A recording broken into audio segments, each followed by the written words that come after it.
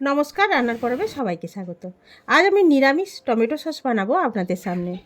বাজারে যে tomato sauce পাওয়া যায় তা পেঁয়াজ রসুন দিয়ে বানানো, তাই আমি নিরামিষ ভোজীদের জন্য নিয়ে এলাম এই রেসিপি। পুরো ভিডিওটা দেখার অনুরোধ রইল। আর একটু যদি ভালো লাগে অবশ্যই আমাকে লাইক করুন আর সাবস্ক্রাইব করে আমার পাশে থাকার অনুরোধ রইল। খুব সহজ পদ্ধতিতে আর নিরামিষ টমেটো সস বানানোর জন্য আমি 1 কেজি এরকম লাল লাল দেখে পাকা টমেটো নিয়ে নিয়েছি। আর সুন্দর একটা কালারের জন্য আমি এখানে একটা বিট নিয়ে নিয়েছি। সবার প্রথমে আমি টমেটোটা কেটে নেব। প্রথমে আমি টমেটোটা এইভাবে দুটো পিস করব, আর এই মাঝখানের কালো অংশটা আমি এইভাবে কেটে ফেলে দেব।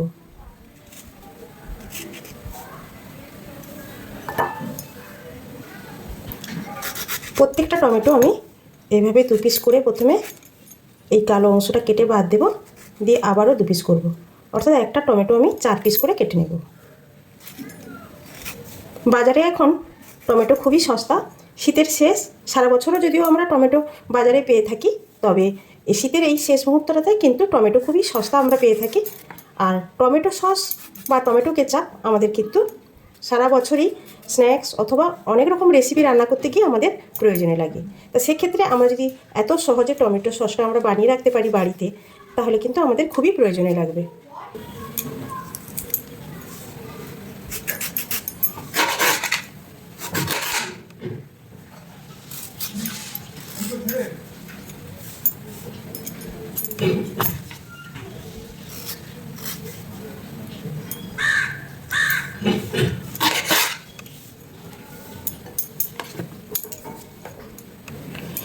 টমেটোর এই বোঁটার এই অংশটা কেটে আমি বাদ দিচ্ছি, তার একটাই কারণ যে এই অংশটা এমনিতে দেখতে খারাপ লাগবে, কালো হয়ে থাকে, আর সেদ্ধ হতেও সময় লাগে, একটু শক্ত হয়ে থাকে এই অংশটা। যখন আমরা এটাকে সেদ্ধ করব তখন কিন্তু এটা মানে সেদ্ধ হতে সময় নিয়ে নেয়, তাই আমি এই অংশটাকে কেটে বাদ দিয়ে দিচ্ছি।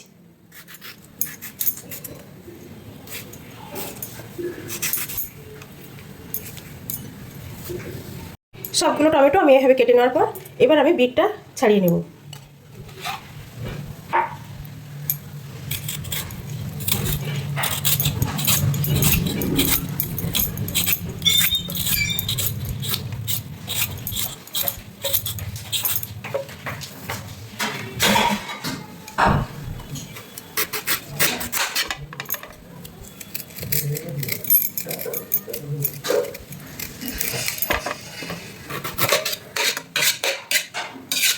বিটের এরকম সুন্দর একটা কালার, তাই টমেটো সসটাকে সুন্দর কালার করার জন্য, একটু ডিপ কালার করার জন্য আমি বিটটা নিয়ে নিলাম।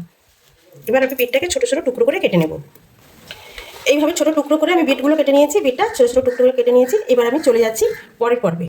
গ্যাস অন করে কড়াই বসিয়ে দিয়েছি, আর কোনো তেল বা জল না দিয়ে আমি কেটে রাখা টমেটোর টুকরোগুলো আমি এর মধ্যে দিয়ে দেবো কড়াইয়ের মধ্যে। এবার দিয়ে দেবো বিটের টুকরোগুলো। এবার দিয়ে দেবো আমি পরিমাণ মতো লবণ।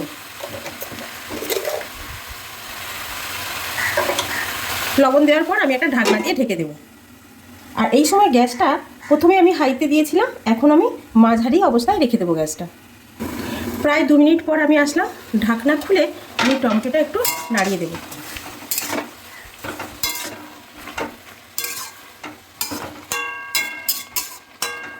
দিয়ে আবারও আমি ঢাকনা ঢেকে দেবো ভালোভাবে সেদ্ধ হওয়ার জন্য। ফিরে আসলাম আরও কিছুক্ষণ পর। টমেটোটা সেদ্ধ হতে আরও অল্প একটু বাকি আছে। দেখুন, বিট দেওয়ার জন্য আর টমেটোগুলোর কালারও খুব লাল ছিল, খুব পাকা টমেটো ছিল, সব মিলিয়ে কালারটা খুবই সুন্দর হয়েছে। আরও একটু সেদ্ধ হতে আমি দেব। একইভাবে ঢাকনা ঢেকে দিয়ে আমি আর 2 মিনিট পর ফিরে আসছি। ফিরে আসলাম। টমেটোটা কিন্তু আমাদের একদম সেদ্ধ হয়ে গলে গেছে। এবার আমি গ্যাস অফ করে দিয়ে এটাকে আমি ঠান্ডা করে নেব। ঠান্ডা করে নিয়ে আমি মিক্সিং জারে এটা পিউরি করে নিয়ে ফিরে আসছি। দেখুন, মিক্সিং জারে আমি এভাবে বেটে নিয়েছি। যেহেতু মিক্সিং জারটা আমার ছোট, তাই আমি 2-3 বার ধরে এইভাবে আমি বেটে নিই। পুরোটা একসঙ্গে আমি বানিয়ে নেব।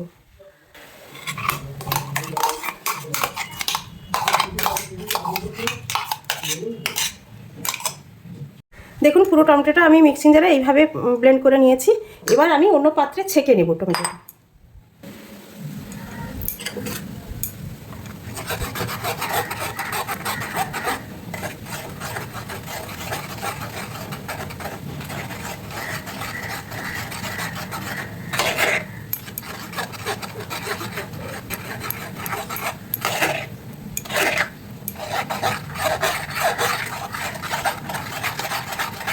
এইভাবে নাড়িয়ে নাড়িয়ে আমি টমেটো পিউরিটা ভালো করে ছেঁকে নেব।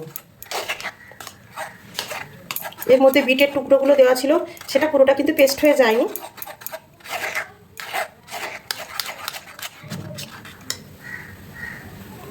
দেখুন প্রথমবারেই আমি এইভাবে ছেঁকে নিয়েছি, এটা বিটের টুকরো আর এটা থেকে গেছে। আর এটা কত সুন্দরভাবে আমি ছেঁকে দিয়েছি ছাঁকনি দিয়ে। এইভাবে মানে পুরো টমেটোটাই আমি এইভাবে ছেঁকে নেব।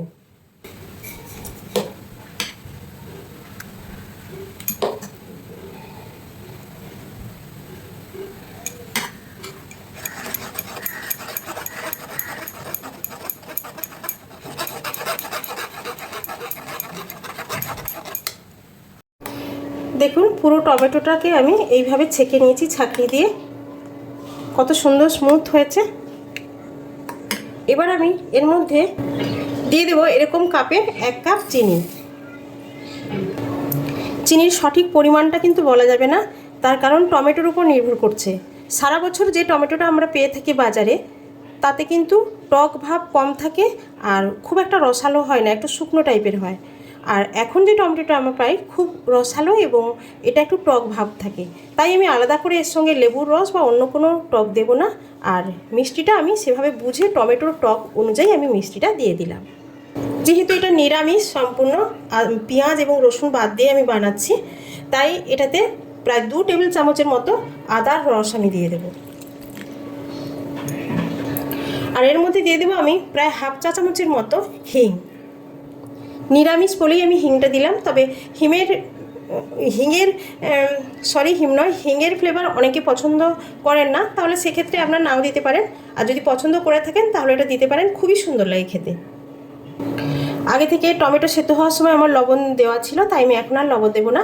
এবার চলে যাচ্ছি আমি পরের পর্বে। দেখুন পরের পর্বে চলে এসে গ্যাস অন করে আমি কড়াই বসিয়ে দিয়েছি। আর এবার আমি কড়াইয়ের মধ্যে এই টমেটোর জুসটা দিয়ে দেব।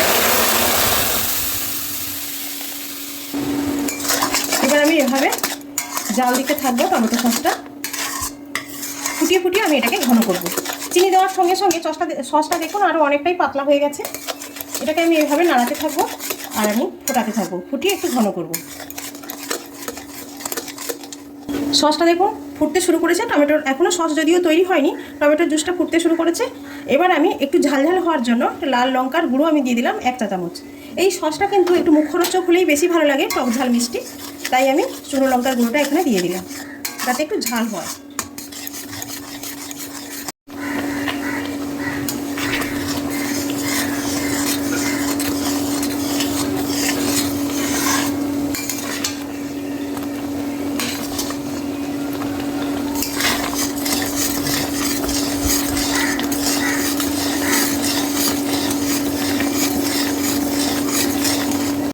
কিছু মানুষ আছেন যারা সম্পূর্ণ নিরামিষ খান, তারা কিন্তু এই যে সসটা আমরা বাজারে পেয়ে থাকি সাধারণত, তো সেই সসটা কিন্তু তারা খেতে পারেন না। তার কারণ ওখানে পেঁয়াজ রসুন দিয়ে তৈরি হয়ে থাকে। তাছাড়া অনেক রেসিপি আছে যেগুলো নিরামিষ রেসিপি, সেখানে টমেটো সসের খুবই প্রয়োজন লাগে। তো সেক্ষেত্রে আমরা এভাবে যদি আমরা বাড়িতে বানিয়ে রাখতে পারি, তাহলে নিরামিষভোজী যারা তাদের জন্য কিন্তু সত্যি খুব ভালো, খুব উপকার হবে। এখন ফুটতে ফুটতে কতটাই কমে গেছে। এবার এই সসটা আমরা অনেক দিন ধরে যাতে ব্যবহার করতে পারি, যাতে নষ্ট না হয়ে যায়, তার জন্য আমি কিন্তু ভিনিগার দেব।